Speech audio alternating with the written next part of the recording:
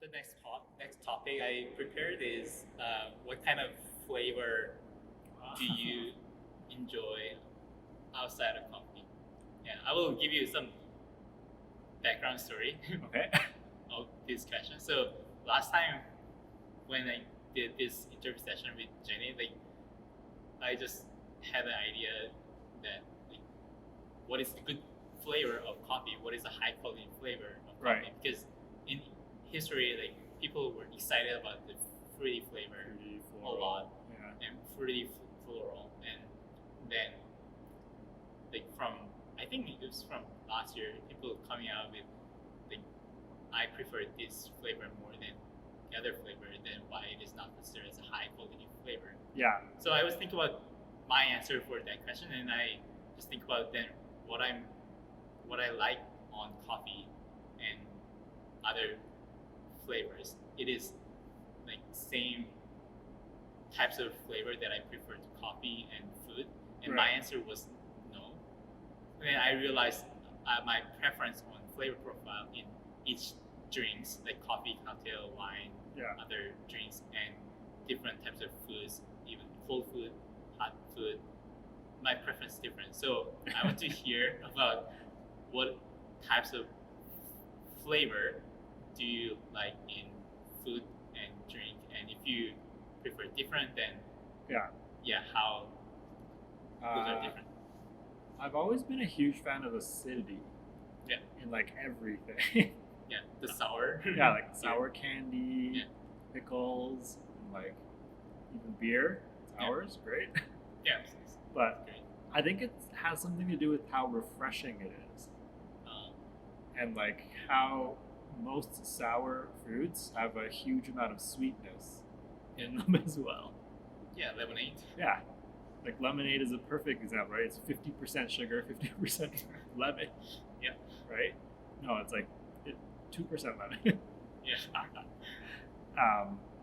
But even for drinks, like I prefer cola, I prefer like Sprite, because I think it's just, there's something to do with how refreshing the acidity is, but then it's like really sweet. Yeah. Yeah. And how about the food? Is Food. I think I'm more of the savory, salty for food. Not too huge on sweets, but I think I'm just more open to food. Like I like to try pretty adventurous for eating, but yeah, I don't have like I don't have like a hard no. I don't want to try that unless it's like I don't know, green peppers. No one likes green peppers. Like that's probably the only thing I'd be like, okay, I don't really want to eat that. Yeah, I think that has to do with like palate exploration as well. I'm huge into textures, so like if it, that's why I want to eat just everything. Yeah. yeah, yeah, definitely food has texture experiences. Mhm. Really much wider experience you Exactly. can Yeah. get compared to all drinks. Yeah. So like, so back into coffee, in coffee flavor, what types of coffee flavor do you enjoy and prefer? Coffee flavors, I've been changing my mind Oh yeah. ever since I started. How is it changing from start to right now? So like at the beginning, Yeah. I only drank like Ethiopian naturals. Yeah. I was like, because like back in 2016, most coffees didn't have, they weren't fruit bombs, right? Yeah. And then when you found a fruit bomb, you're like, oh my god, this is the best thing ever. And then all your customers would be like, my coffee's sour. I don't like it. Yeah. there was a huge gap. Yeah, there's a huge gap. Like I think the gap is less now. Yeah. But people still prefer the comfortable coffees. Yeah. So I think like after a couple years of working, never found that fruit bomb again. So we just drank comfortable, sweet Colombian Costa. So like that became the new like favorite. Like a little bit of acidity, but just your classic comfortable Guatemalan was the favorite coffee. because you could drink a lot of it without Yeah. being too intense. And then 2018, no, 17. 2017 was the first year we bought geisha. Oh, okay. And then it's just been downhill from there. Only geisha. Because like I've never had such a floral, citrusy expression in coffee. Yeah, it's more like lighter. Yeah. Yeah, profile. And then you're just like, this isn't coffee anymore. This is something else, right? So I've always treated geisha as like separate. Like it's coffee, but it's not coffee, right? Yeah. So now the flavors, currently, I'm really big on anaerobic coffees. Yeah. Because it's just so wild. You never know what you're gonna get, right? Yeah. You can get really funky, bad anaerobics. Yeah. Almost just vinegar. Yeah, like vinegar. Like we've had the dill pickle, like over fermentation, and it's just like, this is vinegar. I don't want to drink this anymore. Yeah, I feel like I'm get drunk out of this. Yeah, and then it does have that ethanol like on the back, and you're like, ugh. And then you get anaerobics, and it's just like, how much like fruit did you put in here? Because it just tastes like fruit juice. Yeah. So right now, a natural anaerobic is, I think for the last 2 years, they've been my go-tos. If I see it on the menu, I'm ordering it. Mm. Yeah. Yeah. So in coffee, your flavor preference are changing now. Yeah. You're enjoying different. Like I fermented used to coffees. really like huge complexity, Yeah. and now it's like if there's one or two identical flavors, that's the best coffee I've ever had. I don't like I like searching for flavors, but I don't like it because you can never like translate that to someone else, right? So I've been really big on these 1 or 2 note coffees, so natural anaerobic. Mm. That's what they've all been offering, like just really syrupy, heavy coffee, and then the flavor is clear. Like if I tell you it's passion fruit, you can say, yes, that's passion fruit, but I also taste pineapple. But it's not that open to interpretation. Mm. So that's why I'm enjoying these coffees. Yeah. Yeah. So I think, yeah. And also, when I recommend coffee to customer, it is getting more hard to like come with a good suggestion. Mm-hmm. Like especially like for before all the fermented like extended fermentation process coffees are bigger. Like Yeah. like even like few years ago, like 2-3 years ago, when those are not really big in the market, like Yeah. it is quite clear if it is like this country and this process method, we can imagine how it's going to taste like. Yeah. And actually, it is taste like that. It's Yeah. not going off from huge part. But for those heavily processed coffees are hard to predict out of the text. Exactly. So if you haven't tried this coffee, then it is hard to describe it. You have to taste it to describe it.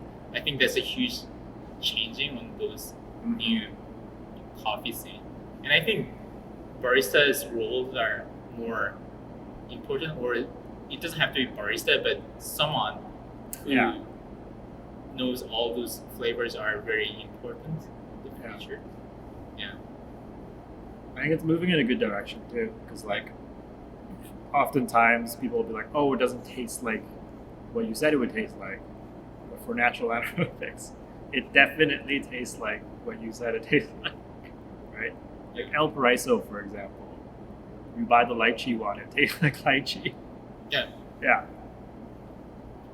And like it's just not even like rare varietal. It's just Castillo, right? So it's Yeah. better for everybody. Yeah. And also, it opens up more choices for Yeah. cafe.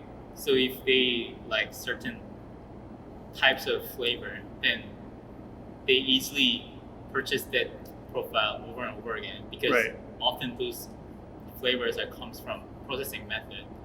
Yeah, and Yeah. those are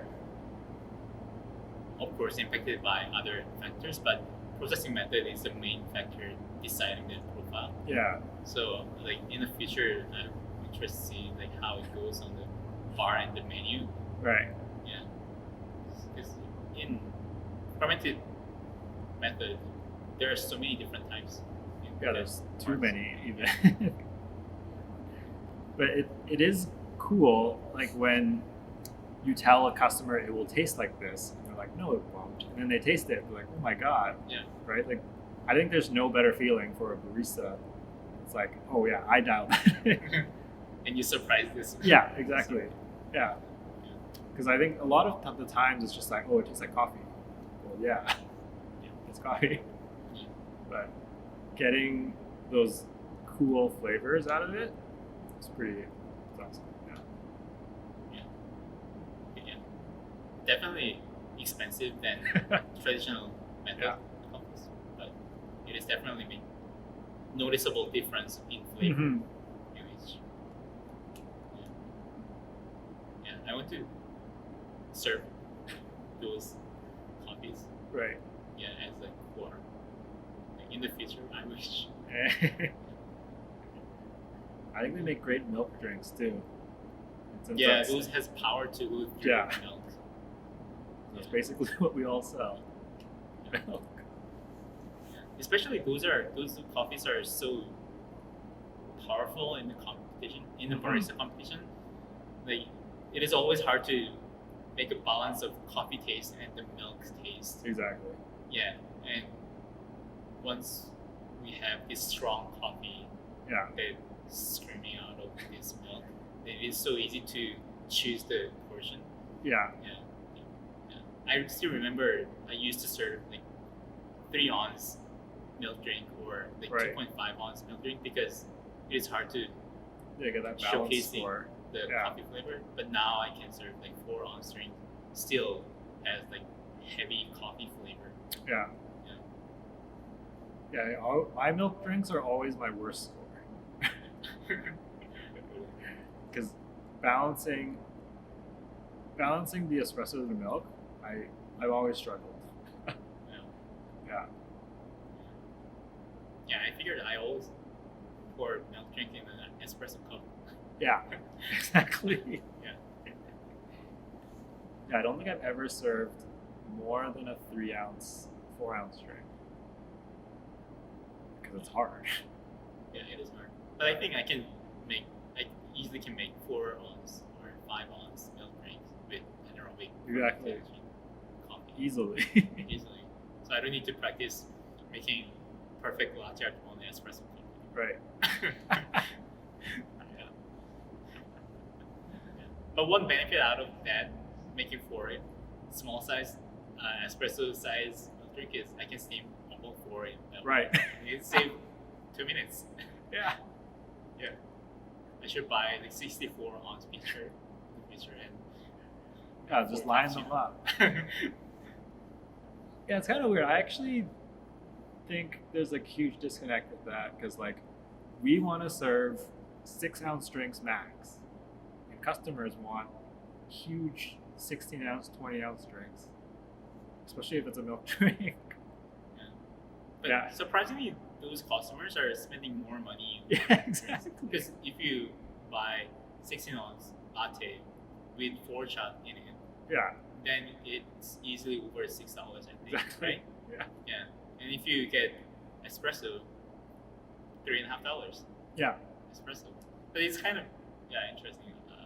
yeah. Like we want to sell more, but at the same time, like, no cream, no sugar, 8 ounce drip. Here you go. Yeah. Right? Yeah. Yeah. In that perspective, like $6 price Yeah, pour over coffee is not expensive. exactly.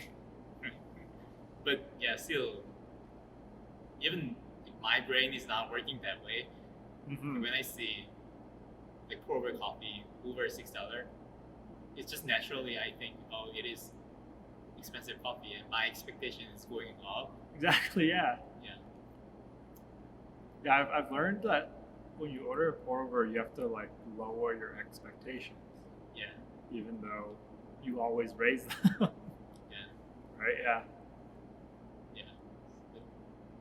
When I see like $10 You're like, that coffee, is really good. I expect that have to be best coffee in my lifetime. If I don't buy it, I'm missing out. Yeah. Yeah. Yeah, coffee price. Exactly. That's happened to me a lot. Like, especially traveling in Asia. Yeah. All the coffees are over $10 easily, Yeah. and you don't get very much. Yeah, this my experience too. Yeah. When I was in Korea, like I bought like many like over $10 coffees. Yeah, and you were just like, it's okay. Yeah, it's It's okay. good. Yeah. Yeah. Over $10 coffee. Yeah.